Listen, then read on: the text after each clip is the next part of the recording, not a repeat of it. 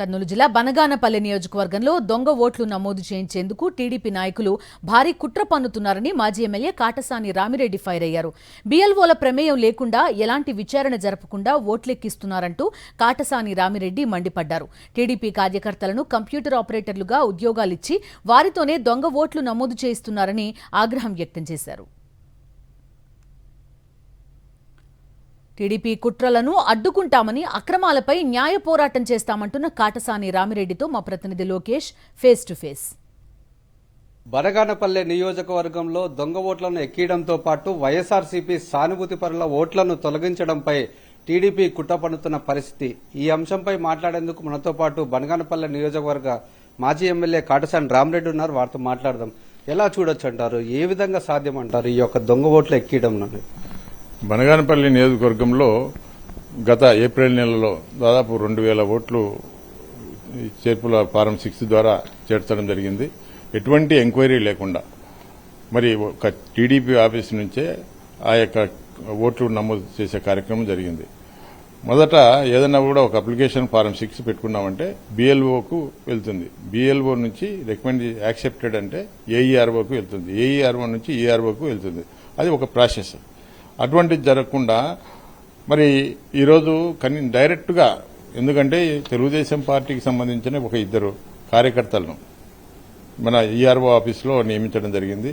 ఒక మోహన్ రెడ్డి, ఇంకొక అతని పేరు అశోక్ రెడ్డి అని చెప్పి కలెక్టర్ గారు ఎటువంటి డిజిటల్ సైన్ లేకుండా ఇక్కడ ఆపరేటర్లుగా, కంప్యూటర్ ఆపరేటర్లుగా నియమించడం, వాళ్లకు ఈ యొక్క కంప్యూటర్కి సంబంధించిన నాలెడ్జ్ ఉండడం, వాళ్లకు పాస్వర్డ్ వాళ్ళకి అప్పచెప్పడం.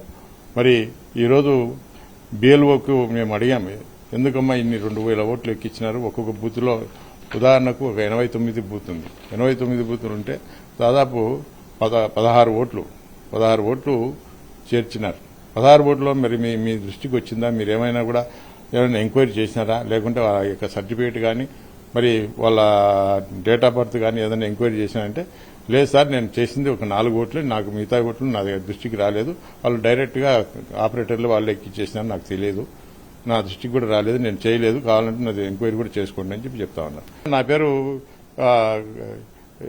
కాటసాని జయరెడ్డి అని పడుతుంది.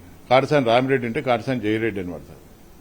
ఈ విధంగా ప్రతి చోట కూడా 2002 మరి ఓట్ల లిస్టు, మరి వీళ్ళు తప్పుల తడక ఉందా, మరి ఏ విధంగా చేసినారు, ఈ ప్రభుత్వం దీని మీద బాధ్యత వహించాలా? మరి మేము ఇప్పటికే ఎన్నికల కమిషనర్ గారి దృష్టికి కూడా మరి లెటర్ ఇవ్వడం జరిగింది. మేము కూడా స్వయంగా కలిసి ఎన్నికల కమిషనర్ దృష్టికి కూడా తీసుకుపోవడం జరిగింది. మా యొక్క వైఎస్ఆర్ పార్టీ రాష్ట్ర నాయకులు కూడా ఈ విషయం మీద సీరియస్ గానే పనిచేస్తా ఉన్నారు.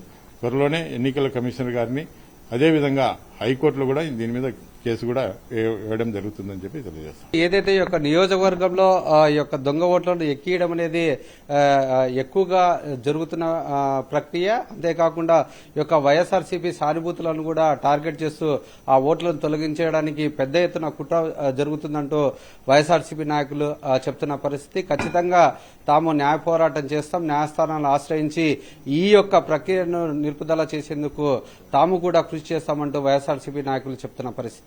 కెమెరామెన్ శేఖర్తో లోకేష్, సాక్షి టీవీ, బనగానపల్లె, నంద్యాల జిల్లా.